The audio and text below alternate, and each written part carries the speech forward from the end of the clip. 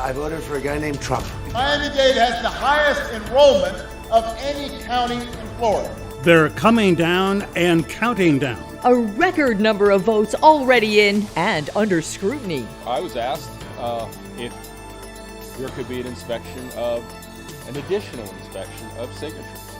And I said, of course. Broward County, the latest to set up a police review board. You're not creating a review board, you're creating a lynch mob. The mayor who wants to go to Congress.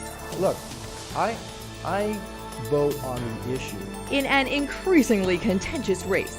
A big week in politics, and we've got it all covered on This Week in South Florida. Good morning. So glad you could join us. I'm Michael Putney. I'm Glenna Milberg. We begin with a South Florida race for Congress getting national attention. Miami-Dade's term-limited mayor Carlos Gimenez is trying to unseat Democratic Congresswoman Debbie Mucarsel-Powell to represent the 26th congressional district from Kendall to Key West. She declined our request to debate this morning. But Mayor Carlos Gimenez did agree to the debate, and as you can see, he is joining us now via Skype from Coconut Grove. Mr. Mayor, good morning. Good morning. To see you. Good morning. How are you guys doing? We are doing very well, the rain notwithstanding. Mayor Gimenez, let's begin with sort of a news story du jour. Miami Herald is reporting that you intervened with the Miami-Dade Election Department to prevent the AAA, the American Airlines Arena, being used as a voting site, ostensibly, your opponent says, to suppress the black vote and those who believe in the NBA push campaign for equality, racial justice. What is the story there? Did you, in fact, nix that because you thought more Democrats were going to vote at the AAA? No. I mean, look, we have an early voting site. It's 3 blocks away. It's called the Frost Museum of Science. It is directly connected to the Metro Mover. It is something that we had already told them that we were going to do that. And frankly, if there were concerns about it becoming political, I think that yesterday's narrative from my opponent just proved our point, that it is becoming way too political. An early voting site shouldn't be political. And so the idea that somehow we're suppressing the vote is ridiculous. We've had record number of early voters going to the polls. Yeah, So well, we excuse me, just let me follow up if I can. But you know, that site at the Frost Museum was like 1,200 square feet. At the AAA, it's thousands of square feet. There's no guarantee they would have had any kind of a banner out front, as indeed they did the other day, saying Black Lives Matter. So there does seem to be a political component. No, well, look, listen, we already answered the question. I mean, we already had that site picked out. It's more convenient to the people of Brickell and everywhere because it's got a Metro Mover station right there. The American Airlines Arena does not. We have not had any issues at all at Frost with any space requirements. And so, that's about all I can say right now. And like I said, it was my administration that increased the number of early voting sites to 33 for a presidential election. When I became the mayor, I think we had about 20. So we've increased it by over 50%. So the idea of voter suppression is ridiculous. Maybe, what we should be asking is some more important questions like, will Debbie Mucarsel-Powell actually pack the court? She refuses to answer the question. She does a little thing, well, we'll see what the Senate does, and then, maybe we will, maybe we won't, which in my mind says that she is going to pack the court, which is in itself insane, because eventually we'll end up with 100 Supreme Court justices as parties Can I rewind here a little bit? We're going to get to a lot of issues, but right now I just kind of want to go way back to the beginning in January, which is BC, before COVID and the before times, which is when you announced your intention to run for Congress. And I want to put up the tweet that you used to make that announcement on January something, the 23rd. It says, "Welcome to Miami. The president was here, real Donald Trump. Thank you for all you've done for our economy and to fight socialism. I look forward to standing with you against the radical left who are determined to turn the U.S. into Venezuela." You announced you're running. We've known you a long time. We've known you as a Miami firefighter and the city manager and a commissioner for the county and the mayor for the county. And you've never mentioned anything about this country or this town being radical or socialist. What happened? What happened, I think, is that I'm running against a far left radical person. Well, She that's is- talk she about is- your I- own. I am- I'd rather if you talk about your own perspective. Is there a fear that you have or a concern that you have that the United States, that Miami-Dade County, Miami, South Florida, might be socialist or radical? And how I think, did yeah, you I think that come there to is, fear there, that? yeah, I think that there is a, my opponent is a far leftist, okay? She is part of the progressive wing of it's a progressive caucus of the Democrat Party. There's only one senator that's actually part of that caucus. That's Mayor, Bernie Sanders. she's already been a Excuse congresswoman me, for I mean, 2 years. Please Glenna, speak to your if you own. ask me a question, I'm really trying to answer, okay? And so, there's only one senator that's part of that caucus. That's Bernie Sanders, a self-proclaimed socialist. She wants to be part of the squad, which is AOC, another self-proclaimed socialist. A lot of the ideas that she has and that the extreme left of the Democrat Party, I'm not talking about the entire Democrat Party, I'm talking about the extreme left of the Democrat Party they want to move us into some kind of a socialist and a semi-socialist state. They've self-proclaimed, democratic socialist. So can you? I'm really trying to get to how you detail for us how you think that might happen. What are the components that you fear? Well, the components that I fear is things like the destruction of our institutions. Defunding the police, Antifa, the kowtowing to dictators, to not even knowing or acknowledging that socialism is a problem in Venezuela. My opponent voted against an amendment that said that socialism was the root cause of the issues in Venezuela. Look, we just had a debate down in Key West with my opponent. My opponent said that Donald Trump was the cause of the misery of the people of Cuba. No. The cause of the misery of the people of Cuba is communism and socialism and the Castro regime. I should know. I left it 60 years ago. Yeah. Donald Trump wasn't there 60 years ago. And so that's the kind of view that they have of the world. Look, they're trying to she's in favor of Medicare for all, government-run health care. They want to destroy and take our health care away. 200 million people have privately run health care, have health care that's provided by the employer. Mayor Gimenez, let me jump in. She is not here to explain her position. As I understand it, she believes in a public option to go along with Obamacare, but No, because she said it publicly 2 years ago that she wanted to get to a single payer system. Not only did she say it then, she said it twice. And you want me, I'll send you the video when she was interviewed on it. She wants to get to Medicare. I can find the video myself. Okay. But let's get to the real issue here, which is health care, which is so critically important to so many people. About 100,000 people in the 26th Congressional District are enrolled in Obamacare. The other night at the debate, President Trump said it's a disaster, it's awful, we're going to come up with something better. We have yet to see his plan. Do you support President Trump in this? Do you, number one? No, I don't. I said that I am not opposed to Obamacare. We need to make it better. A lot of the promises of Obamacare were never kept. I've knocked on doors to people that are middle income, low income folks that can't afford Obamacare. They said it was going to be cheaper. They said it was going to keep your own doctor. So those promises were never kept. I'm there to fix it. I want to make it better. Well, how would you fix it? Give us a few examples. How would you fix it? Well, you need to have competition. You also need to make sure that all the pricing that insurance companies are paying hospitals are open and above board. You need to lower the costs of prescription medicine. You have to have more competition in the marketplace. In a lot of states, there's only one insurance company or one market for Obamacare. So you have to get there and start to fix all the issues that Obamacare has. And so I'm not against it. I think, look, there are a lot of people in my district that utilize it. Yeah. But again, the vast majority of the people in my district have private health care through their employer. The best way to get the best health care possible is to have more employment.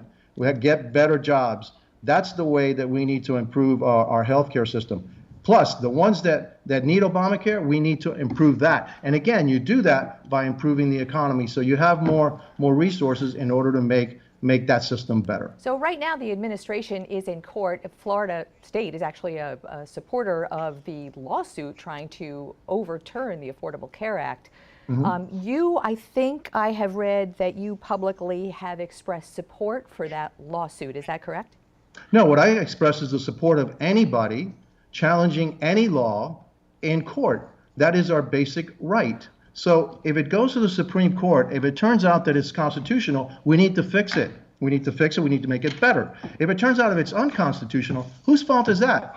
It's the people who passed the law to begin with. Because if it's unconstitutional, it means that somehow it's violating our individual rights. Point made. I am not Point an made. attorney. Point made. I don't know if it's constitutional or not. I certainly am not going to be against anybody going to court and challenging any law. That's our constitutional right. Understood. And so I'm in favor of Point you want to challenge completely it. made. Before we go to break, I just want to ask as a follow-up, should this be declared unconstitutional in this court case? What do you tell the 100,000 people in this district who are now on it? What do you say to those constituents? The first thing I say is go back to 2010, and maybe the folks that passed it should have read the law before they passed it if it was unconstitutional. It should have never passed an unconstitutional law. Whose fault was that? It's not the Republicans for saying, hey, it may be unconstitutional, or whoever is challenging it. Then what do I say to them? I'm going to fix it, and I'm going to work across the aisle to fix it. My opponent is one of the most partisan members of Congress. She's number 26 most partisan member of Congress. She votes 100% down the party line. I'm not like that. You know me. You know that I've been able to work in a bipartisan manner here in Miami-Dade County for as long as I've been a public official, as a fire chief, as a city manager, as a county commissioner, and finally as mayor. As a matter of fact, the majority of my commission happens to be Democrats, and we get along just fine. You need somebody. We need to stop bickering, and we need to start working together. I have demonstrated that I can do that. I also have demonstrated that I'm a middle of the road person. You know, I'm not going to vote party line. I'm going to vote for what I think is right for the people of this community. That's a good point. Excuse me. That's a good point in which to take a short break. We'll be back with Mayor Carlos Gimenez. More in just a minute.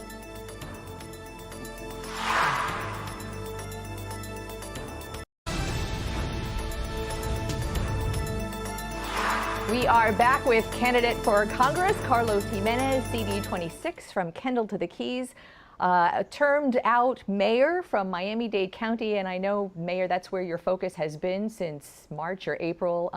Haven't been really on the campaign trail as much as managing this whole COVID response. And you've gotten a lot of support from people. You've also gotten a lot of opposition about how you've handled the COVID crisis. And I wonder if you could address some of those criticisms, which are, some people thought you were way too slow to shut down Miami-Dade County. Some people thought you were way too slow to open Miami-Dade County, lack of contact tracing and the sort. Respond to, you know, it's not hindsight yet because we're still in the thick of it, but would you have done anything differently from what you know now? Probably not, because there's no book that's been written on it, and we don't even know, you know, that the final chapter on the things that we did, things that we didn't do, what finally, you know, worked, and et cetera. And so we followed the advice of our medical advisors from the get-go, from the start. This is not something that I just, you know, dreamed up in my head. We had a fine set of, and we still have a fine set of medical advisors that we meet with on at least a weekly basis to talk about the measures and what we should be doing. We're looking at the numbers and all that. You know, a lot of the things like contact tracing, that's not even the purview of Miami-Dade County. That's the state of Florida. We helped the state of Florida by actually contracting more contact tracers for them. And so a lot of misinformation was given about what the things that we did and what are our responsibility, our duty. And we actually did a lot to help the state to comply with some of the things that they had to do. So I just want to be clear, because were there lessons learned? Is there anything that you would go back now that you've learned to do differently? Again, I'm not sure that, you know, that we're doing the same things. We are closing, and we think that these are the activities that cause, you know, greater contagion, and we try to, you know, tamp that down. That's why we still have a curfew in place, because we want to curtail some social activities, the young people's social activities, because we feel that that's where it all begins, and that's where it all began in July. And so again, at the end of the day, really, it's up to us to change our behavior. I mean, we can put all these rules in place that we want to, but if the people don't take it seriously, if the people don't wear their masks and have social distancing and wash their hands and take care of themselves, it's going to be really, really tough. And then some people, once we started to open up, even though we had a whole myriad of rules of how to do it and do it safely, a lot of those rules were violated. And then that contagion went up. We also had these demonstrations, a lot of people packed together, and the yelling and right next to each other. And those were young people too. I think that had a factor too. And so I think we've done very well here. If you look at New York, compare us to New York, we're much better than the city of New York. I think they've had 25,000 people that have died from COVID-19. The state of New York is like over 30,000, smaller state than Florida, and more than double the number of deaths. And so, well, that's kind of a strange comparison. Apples to oranges, literally, but no, it's not really. No. When you look at no, not really. When you look at urban areas and all that, even when you look at the number that we have, we're way lower than they had. And so we did some things that they didn't do. We did some things quicker than they didn't do. But also kept that message. Hey, we have to be safe. We have to wear our mask. And so, in that sense, I think that we did a very good job. Look, some people are going to criticize me no matter what I do, but most people, I believe, when I'm in, shopping at Publix and all that, they come up to me and say, "Thank you for keeping us safe." And that's what I have done my entire career. Yeah. I've kept the people of Miami-Dade County safe to the best of my ability. Mayor Gimenez, let's talk a little about climate change, the environment, sea level rise. You were very critical a minute ago of Congresswoman Mukersel-Powell. In fact, one of the things that she did recently was co-sponsor a bill with Representative Brian Mast, Republican from up the coast. Right. And in fact, Representative Diaz-Balart, Representative Hastings, Frankel, Deutsch, Wasserman Schultz, Wilson, all the members of Congress in South Florida, when it comes to the Everglades, are of one mind. They vote together on this. Would you be part of that coalition? Oh, absolutely. Look, I've been one of the guys that has been protecting the Everglades. I have, my administration has protected the urban development boundary. I've gotten awards for protecting the urban development boundary. I want to make sure that Everglades restoration is fully funded. We need to restore those the flows down into the South Everglades and into Florida Bay, which will help the seagrasses there, and then eventually also help the coral reefs of Monroe County. And so, I have a very good environmental record. But I'll tell you what, you need a strong economy to have a good environmental record, because if you don't have a strong economy, you can't do the things you need to do in order to protect the environment. And that's where she and I, again, are gonna split up. Wait a minute. Okay. Are you saying that Representative Mukersel-Powell isn't in favor of a strong economy? Of course not. Look, if she's in favor of the Green New Deal, if she's in favor of destroying the oil and gas industry here in the United States, that will destroy our economy. It'll put us at the mercy of Venezuela, Russia, and the Middle East for oil and gas. And that to me is absolutely ludicrous and crazy. Everything that we buy, everything that we do here depends on oil and gas. All of the goods, all of the food is transported, with oil and gas. Most of the electricity is generated with oil and gas. So this is one of the if we do what they want to do, okay, we will end up with tripling electricity prices and doubling gas prices. And who does that hurt? It hurts the poor and the middle class. So the energy fight, Mayor, the energy fight is front and center this week because of some lines in the debate. Just really quickly, because we don't have just but a couple of seconds left. In Congress, you're against the tax on carbon emissions, which is kind of a way to bring it to the market, to let the market decide whether to go cleaner. But about the Paris Climate Accord, the global climate accord in Congress, would you be in favor of rejoining that or not rejoining that? I would be in favor of joining an accord that actually has goals that other countries will also have to adhere to. China and India, which are by far the biggest polluters in the world. And look, I went to China a couple of years ago. I couldn't see the sun for 2 weeks. Why? Because they burn coal like crazy, and the air, you can't breathe it. And so if you want to get into a climate accord, you got to treat everybody the same, and you can't allow China and India and other developing countries to do what they do and then hamper our ability to do what we do. Mayor If we are Carlos going to cripple our Gimenez.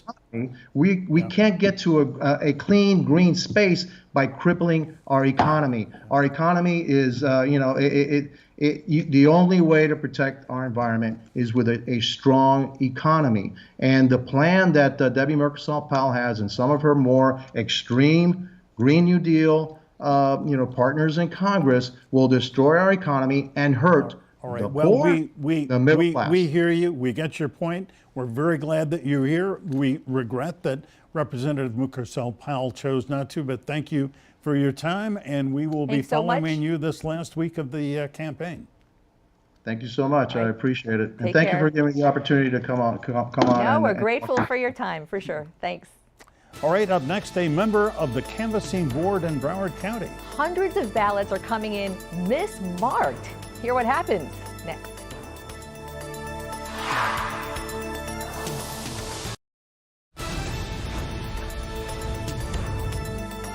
Each county in Florida has a canvassing board. It is composed of 3 members, usually 2 county court judges and a county commissioner. This week, Broward's canvassing board found hundreds of mismarked ballots the board is compelled to reject.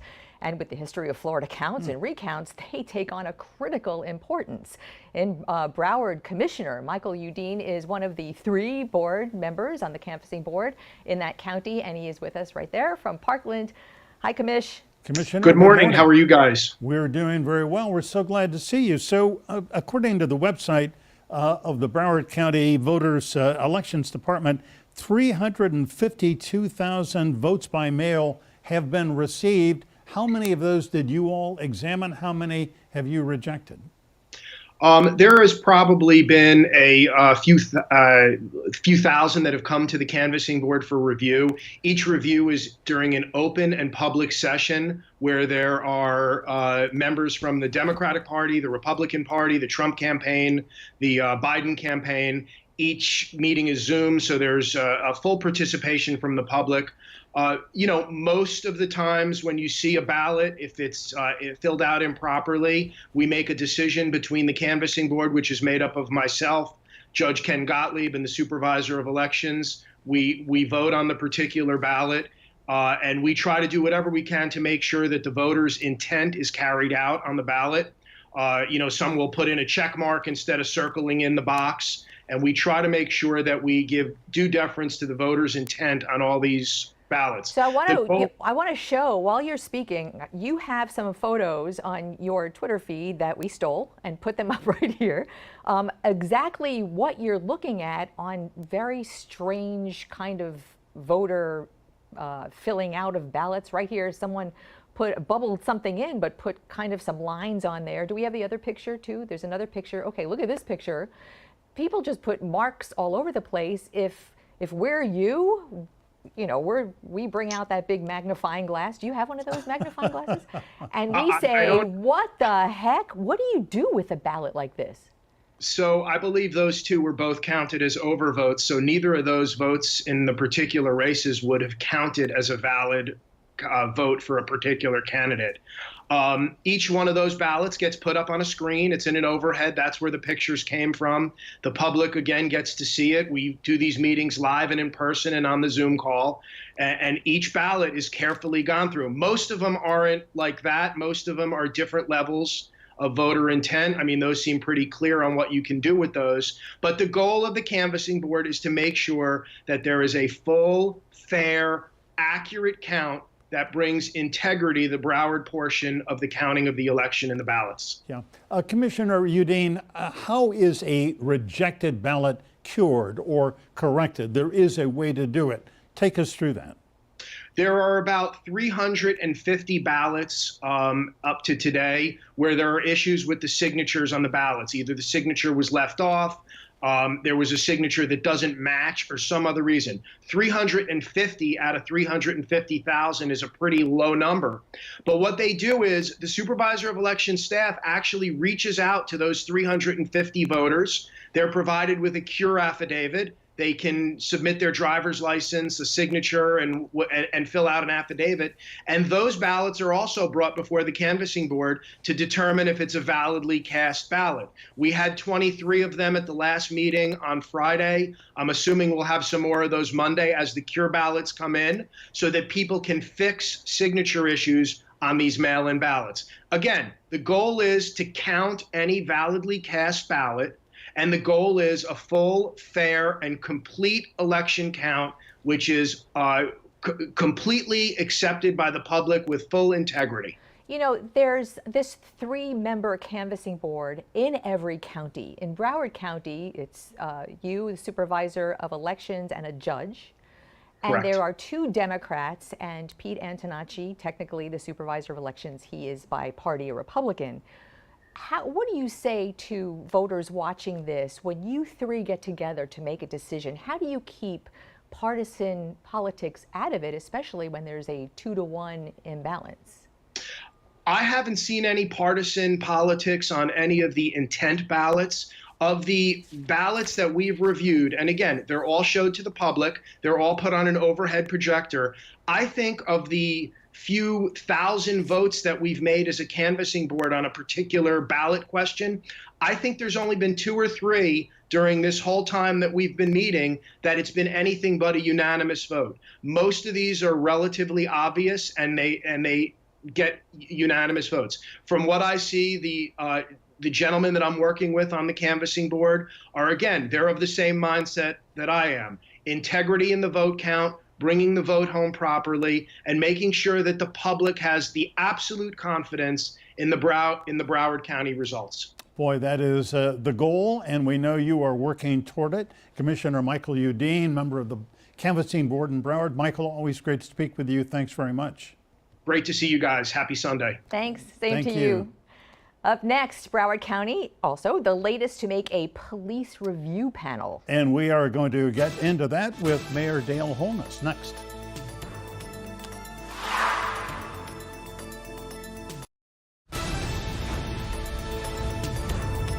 By a unanimous vote this week, the Broward County Commission created a police review board, but its purpose is not to look into specific cases of alleged police misconduct. It's a 24-member panel, and it will look at patterns and practices at the Broward Sheriff's Office. Mayor Dale Holness drafted the idea in the wake of George Floyd's death and the social justice protests that followed, and the mayor is right here with us today to talk about it. Good morning, Mayor. Good afternoon, I should say. Mr. Mayor, welcome. We are glad to see you. So you were inspired to do this by this terrible, tragic murder of George Floyd. What is the goal here, and will this panel be able to carry it out? So, for one, it's not just merely George Floyd. That was really the stimulus that called to action many of us. But there's a pattern over a long period of time. And if we look at some data, in Broward County, 65% of the arrests for juveniles are black kids. As a black man, I'm twice as likely to be stopped for not wearing a seatbelt as a white person. 50% of the people in the prisons in Florida are black, yet black only make up 17% of the population. So there's a big pattern there. The Tampa Bay Tribune did some study that showed that for the same crime, a black person gets 20% longer sentence if they go before a white judge. So the objective of this is to identify systemic issues related to police and criminal justice, and it will look at every bit of it. And it's not just limited to the Broward Sheriff's Office, by the way. It's all over Broward County, every aspect of criminal justice and policing over Broward County. That's a good clarification. Thank you for that. And in fact, Sheriff Gregory Toney has not only supported it, but endorses this panel. So, Mayor, I want to really delve down into the purpose of this, because I think there's been so much talk and controversy over recently. Miami-Dade had instituted and had eventually voted upon this kind of a police review panel. This is not that. This does not sound like it will take a community-wide look at a specific allegation of misconduct. So what should the public expect out of this? Right. So basically, based on state law, because we don't have a direct control over police department, we can't look specifically at a situation while it's ongoing. we can have a review of it after the incident has been resolved, and see what the outcome was, and what discrepancies there might be. But we don't have a police force, as Miami-Dade County control its own sheriff's department, or sheriffs elected independently. So it's a little bit different here in Broward County. What we are going to do is look at what is happening with policing and with the criminal justice system. So yes, we'll review cases that have already been resolved, and see what went wrong or what went right, and then bring policies forward to the county and to police departments across the county to see how they fix the system. For example, there's a aid can't wait. We should look at that. We should look at the President Task Force on policing across the country, that we can take some of the good things that can be brought from that into our police departments here in Broward County to resolve some of these issues. All right, Mayor Holness, with all deference to you and your goal here, it sounds more symbolic than substantive. If what this body is going to do is make recommendations, to change policies in police departments, but they are under no obligation to follow the recommendations, what is the value of this panel? It's to educate, inform the public. And we see when the public is educated and informed, action's taken, because they go to the polls and vote, as they're doing now, and they put different people in offices that will then look at changing the system. That's how we'll do this. We'll have a transparency dashboard that will be up every 6 months. They'll review everything that happens and let the public be informed as to what is actually going on. So yes, this won't be able to discipline a police officer, but it will shine a light on what's going on so that the public can be informed and then take actions from that. I want to just go back to, to play off with what Michael had talked about. Voters, people, constituents, people who are aggrieved want to see results. They call us for results. They want to see results. And explain how, when you find something wrong, who fixes it and who makes sure it's fixed? Well, basically, many police forces are controlled by their cities. So the city would need to put policies in place. And the city manager, who's appointed by the city commission, determines who that police chief is. They can remove that police chief. They can put policies in place that will change the way the system is. At the county, it's a sheriff who's elected by the people. And if he's not doing what's right in his department, and that light is shining on it, that transparency is there, the people will vote that person out. Transparency is always a good thing. Mayor, thanks so much. Appreciate your explanations, and we'll be watching this. This is going to be really interesting. Thanks for being with us. Thanks, Mr. Mayor. We appreciate it. All right, up next you're welcome. Up next, we're going to take this week's hot topics, and there were so many, to our virtual roundtable.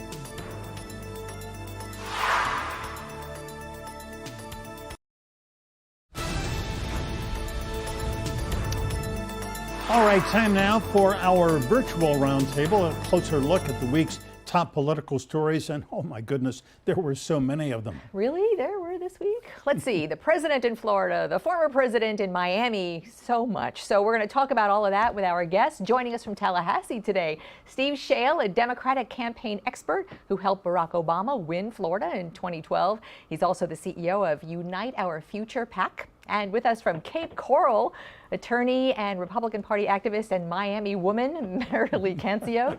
You may have seen her in recent TV ads for Donald Trump. Hi, everybody. Great to have you. Welcome. We're glad you're here.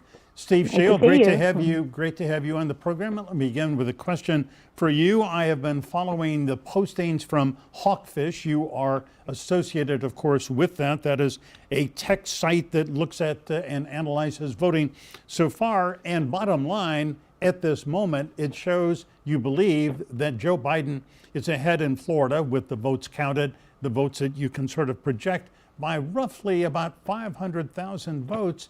But that number is going down, is it not?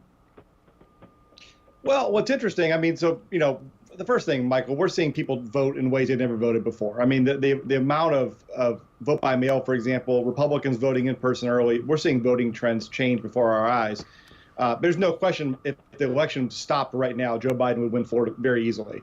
What's interesting is about as many Republicans who haven't voted yet as there are Democrats leading in the in-person early voting. So, I mean, what we're looking at right now is an election which looks like your classic tight Florida election. But again, among people that have voted right now, Joe Biden's doing pretty well.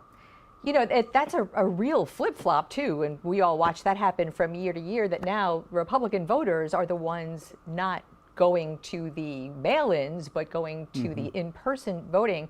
Marili, you know, yesterday we watched the president come down to West Palm and do the in-person voting. Actually, he was there 4 years ago when he did it in New York. So, you know, do you think that his narrative about fears about mail-in voting, is that resonating among Republicans? Is that what we're seeing? Look, we're seeing a lot of enthusiasm, a lot of Republicans voting in person, and we've cut that lead with the Democrats, who really took an early start in 21% in only 3 days. We're not even done with 1 week of early voting, and the Republicans are out in full force. And what we're seeing, that we've had 1.6 million more Floridians registered to vote. And we've had Republicans really beating Democrats in voter registration, cutting the margin in only 140,000 voters between Democrats and Republicans. And we're seeing so much enthusiasm for Republicans going out to vote that really, I believe the Rasmussen polls that are showing President Trump ahead, and what I'm seeing with my own eyes, is a lot of enthusiasm by part of the Republicans. But what about the mail-in issue? Are Republicans listening to the president, and do they really have reservations about putting that ballot in the mail? Look, in Miami-Dade County, there's 33 places where they can go and drop in their mail-in ballots, but we're seeing people follow the president and vote in person. That's what we're seeing. And we still have a lot of people that have not voted on the Republican side, including First Lady Melania Trump, that says she's going to vote on Election Day. And the group of people that have not voted yet so far are people that tend to vote Republican, and we're going to see them in full force on Election Day. So if things continue the way they are, the Democrats are in trouble in the state of Florida. Steve, Schale, let's talk a little bit about Thursday night's debate. I think, you know, we all consumed it, watched it, were rocked by it, amused by it, and angered by some of what we heard. I think bottom line, though, President Trump, I don't think, did not move the needle. He didn't change the minds of anybody who may remain undecided. Is that an assessment you would agree with, or what did you think? Yeah, I mean, when you look at all the public polling that's out there, I mean, certainly my organization was part of some focus groups that saw it. I mean, you know, people that were with Trump at the start of the night were with Trump at the end of the night. People that were with Biden at the beginning of the night were with Biden at the end of the night. A lot of the undecided voters that I saw were people that, you know, thought that Joe Biden looked a little more presidential when it was all said and done. So, yeah, I mean, I think in the end, the debate was, if anything, a net positive for my guy. But, you know, even a draw at this point, I mean, is good news for Joe Biden. I don't think Donald Trump did anything other than the fact that, like, he didn't act like a 4-year-old. He didn't do anything to change the actual outcome of the debate. If I can follow up, Marili, my friend, I think one of the things that President Trump has been saying for weeks, insinuating, is that Joe Biden is over the hill, that he is senile. If there's one thing he proved, I think, on Thursday night, is that he is not senile, that he's still got stamina, he can focus, and he did not look like a guy who, you know, was befuddled and lost. Well, it started that way, but after watching it, after the first 60 minutes, I think that Joe Biden started losing it. And I really think people saw that. What we're seeing is that Joe Biden lost a lot of votes in Pennsylvania, Texas, and other places regarding fracking and the energy issue. And still we don't have an answer regarding the packing of the Supreme Court, which is a huge issue. And basically what Democrats want to do is pack the Supreme Court. And that's a big issue for some voters. You know, you brought up the energy part of the debate. Steve, I really want you to address, there is so much talk this week among Republicans really zeroing in on Vice President Biden's answer about transitioning away from oil and gas. And, you know, his answer was about being very positive for a future of clean energy. But perhaps the way he said it really allowed his opposition to raise warning flags to anybody not only interested or invested in energy, but wide swaths of Pennsylvania and the Northeast and in states and Texas where that is the major industry. Address that, if you would. Well, first thing I got to say, it's a little frustrating when the Trump administration has nothing else to run on, but they try to make up insinuations about Joe Biden's health. It just says how bad a shape they've governed the country, that all they've got left is to do that. On the point on energy, I mean, I don't think what Vice President said is a position that's outside of the mainstream. Most Americans believe we have a climate problem in the country. Our president wants to deny it and deny the science around that and virtually everything else. And the way that we deal with climate is to deal with greenhouse gases. And the way we do that is to move away from fossil fuels. And as we're doing here in Florida, there's an expansive solar energy initiative here in Florida that the utility companies are driving, Republicans and Democrats support. So I don't think this idea that we should move away from dependence on oil is really all that unpopular or all that out of the mainstream. Yeah. If we can, let's move on to the subject of health care. I think one of the key topics here in this race, nationally, locally as well. President Obama, former President Obama, was in North Miami yesterday. He talked about it. Let's run a little bit of what he had to say. Miami-Dade has the highest enrollment of any county in Florida. Florida has the highest enrollment of any state in America. Nobody has a bigger stake in making sure those protections stay in place than folks right here in Florida.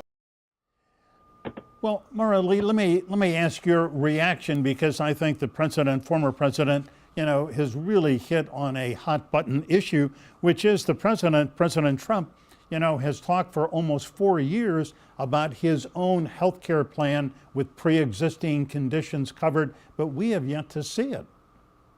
Look, the best thing that President Trump has done was to eliminate the individual mandate. The mandate was a tax if you chose not to have that wonderful Obamacare insurance plan that had huge deductibles. What we've seen since President Trump eliminated that is that premiums have decreased. And giving people more choices is what decreases the premiums for health care. We've seen how drug prices have come down. So we're heading in the right direction regarding more options for health care. What the Democrats are proposing with that public option is going to eliminate over 160 million private policies, and that's what we don't want.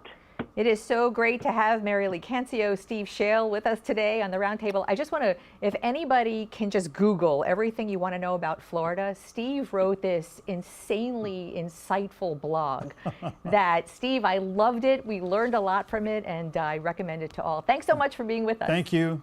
Hey, thank y'all. All right, we'll be right back.